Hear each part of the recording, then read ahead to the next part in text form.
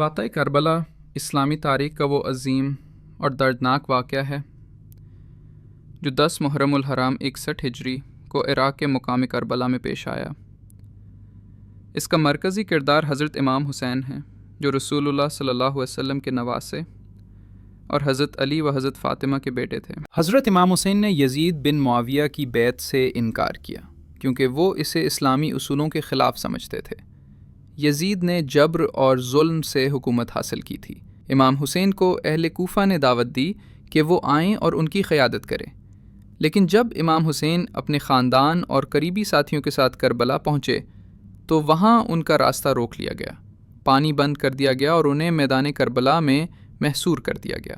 امام حسین کا موقف واضح تھا، میں ظلم، فتنہ اور باطل کے آگے سر نہیں جھکاؤں گا۔ ہم کو یوم عاشورہ کے دن جب کوئی راستہ باقی نہ رہا تو امام حسین نے اپنے اہل خانہ کو خیموں میں رکھا اور خود میدان میں نکلے۔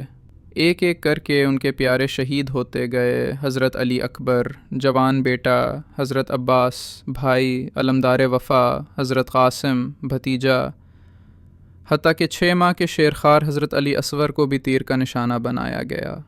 آخر میں امام حسین خود بھی تنہا میدان میں اترے اور شہید کر دیے گئے۔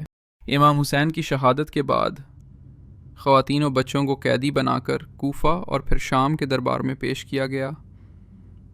وہاں بی بی زینب اور حضرت امام زین العابدین نے خطبے دے کر یزید کا چہرہ دنیا کے سامنے بے نقاب کیا۔ کربلا ہمیں یہ پیغام دیتا ہے، کربلا صرف ایک جنگ نہیں تھی، یہ باطل کے خلاف حق کی فتح کا اعلان تھی۔